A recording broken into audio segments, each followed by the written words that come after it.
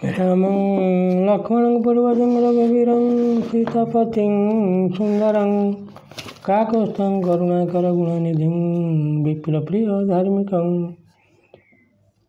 राजेन्द्रं सत्यसन्धदशरथतनयं श्यामलं शान्तमूर्ति वन्दे लोकाभिरामं रघुकुलतिलकं राघवं रावणहरि तुम्भ चरण रे करे प्रणति हे रघुपति श्रोता मान कुमार कर मुकति हे रघुपति झंकड़ वाचिनी मते दया करती हे रघुपति।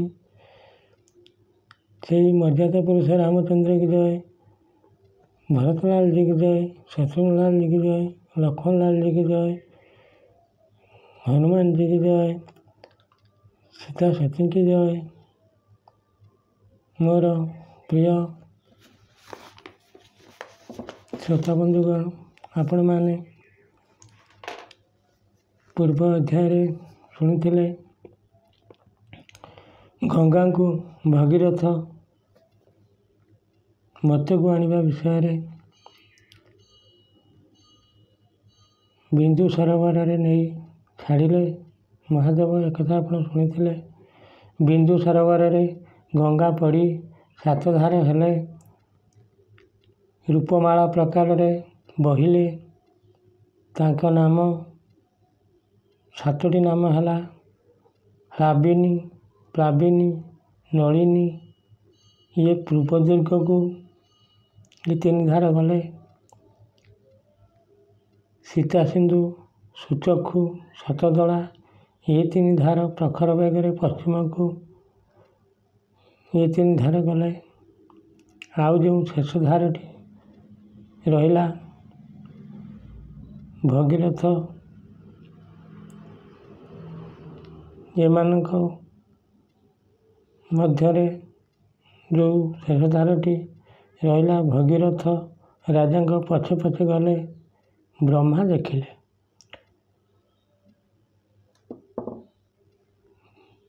भगीरथ चलीगले बहुत दिन लगे जदि चली चलिका जीवे एणु गोटे भगीरथ को रथ आणिक देले से देवदान भगीरथ रथर चढ़ी शंख बजाई आगे आगे गले पतित पावनी गंगा पछे पछे गले देवता माने आकाशरे थाई भगीरथ मस्तक पुष्पवृष्टि कले जाऊ जाऊ सुमेरु पर्वत गुंफा बाटर पड़ा सुमेरु पर्वत 6 योजन गभीर उपरु तल सभा तल पर्यंत 32,000 योजन लंबा। गंगा देवी आउ बाट पाइले ना कौन से बाटर जीवाक आउ बाट पारे ना 12 वर्ष बीतीगला गंगा देवी सुमेरु पर्वत को पास करी आसीपारे ना। भगीरथ गंगा देवी स्तव पाठ करी 2 हाथ जोड़ी भूमि रे पड़ी जणाइले मोर पितृकुल आउ उद्धार करवा उद्देश्य आनी मत निराश करी आसतु गंगा देवी।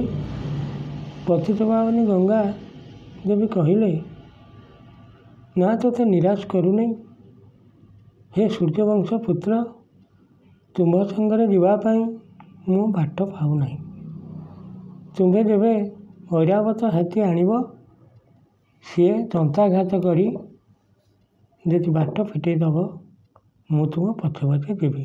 एक शुणी भगीरथ स्वर्ग को जाई विनय इंद्र को स्तुति करी कहले गंगा देवी वैकुंठ भुवन आसी सुमेरु गहर पशि आ बाट पाऊना जदि दयाकरी ऐरावत हस्ती को देवे दंताघात से मेरी को बिदारिबे तापरे ଗଙ୍ଗା ଆଗକୁ ଯିବେ।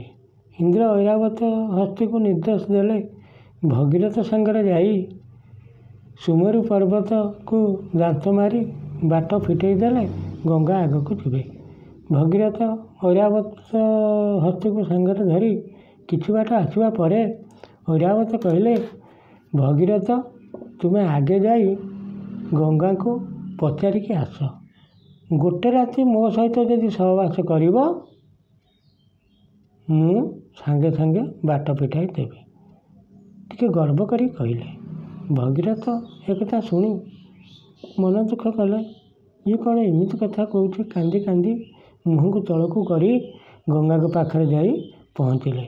ଭଗୀରଥ ମୁହଁ ତଳକୁ କରି କାନ୍ଦିବାର ଦେଖି ଗଙ୍ଗାଦେବୀ କହିଲେ, କି କାରଣେ ତଳକୁ ମୁହଁ କରି କାନ୍ଦୁଛ? ଇନ୍ଦ୍ରଠାରୁ ଐରାବତ ଆଣିଲ ନା? ଭଗୀରଥ କହିଲେ, ଐରାବତ ଯାହା କହିଲେ ମୁଁ ତୁମ ଆଗରେ ଲଜ୍ଜାରେ କହିପାରୁନାହିଁ। ଗଙ୍ଗା ଐରାବତର ମନ କଥା ଜାଣି କହିଲେ, ଭଗୀରଥ ତୁମେ ଯାଅ ଐରାବତକୁ କହିବ ମୋର 3ଟି ତରଙ୍ଗ ସହିବ। ମୁଁ ଗୋଟେ ରାତ୍ର ନୁହେଁ, ମୁଁ ତାର 7 ରାତି ତାର ଭାର୍ଯ୍ୟା ହେବି। ତାପରେ ଏଠୁ ଯିବି। ଭଗୀରଥ ଯାଇ ଐରାବତୀକୁ କହିଲେ। ଐରାବତ ଭାରି ଖୁସି ହେଇ କହିଲା, ଏଇ କଥା, ହଉ ଏବେ ଚାଲ ଯିବା। ଆସିଲେ ସୁମେରୁ ପାଖରେ ପହଞ୍ଚି ଚୋଟ ମାରିଲେ। 2 ଥର ଚୋଟ ମାରିଲେ, ଥରେ ନୁହେଁ। ଥରକରେ 2ଟି ଦାନ୍ତରେ 2ଟି ବାଟ ହେଲା। ଆଉ ଥରେ ଚୋଟ ମାରିଲେ ଗୋଟେ ଦାନ୍ତରେ ଗୋଟେ ବାଟ ହେଲା। ଆଉ ଗୋଟେ ଦାନ୍ତ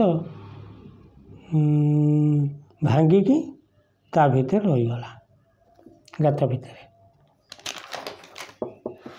3 ବାଟରେ ତେଣୁ ଆଉ 4ଟା ବାଟ ହେଇପାରିଲାନି। 3 ବାଟରେ 3 ଧାର ହୋଇ ସେଇଦିନ ଠାରୁ ଐରାବତ ଉପରେ ଐରାବତ ହାତୀର ଭଙ୍ଗା ଦାନ୍ତ ଆପଣମାନେ ଶ୍ରୋତାବନ୍ଧୁ ଦେଖିଥିବେ। ଏତିକି କହି ବିଦାୟ ନେଉଛି। ପୁଣି ଶୁଣିବେ ଆଗାମୀ ଅଧ୍ୟାୟରେ। ଆପଣମାନଙ୍କୁ ଅନୁରୋଧ, ଯଦି ଭିଡ଼ିଓଟି ଭଲ ଲାଗୁଥାଏ ତାହେଲେ ଟିକେ ସବସ୍କ୍ରାଇବ୍ କରୁଥିବେ। ଇଏ ଧାରାବାହିକ ରାମାୟଣ, ଆକୁ ସବୁଦିନ ସମ୍ପୂର୍ଣ୍ଣ ଦେଖିବେ, ଦରଖଣ୍ଡିଆ କରିବେ ନାହିଁ। ଇଏ ଧାରାବାହିକ ରାମାୟଣ ଶୁଣିଲେ ପାପ ତାପ ନାଶ ହୋଇ ଧର୍ମ ଉଦିତ ହେବ। ଆପଣମାନଙ୍କ ପରିବାର ସର୍ବ ସୁଖରେ ରହିବେ।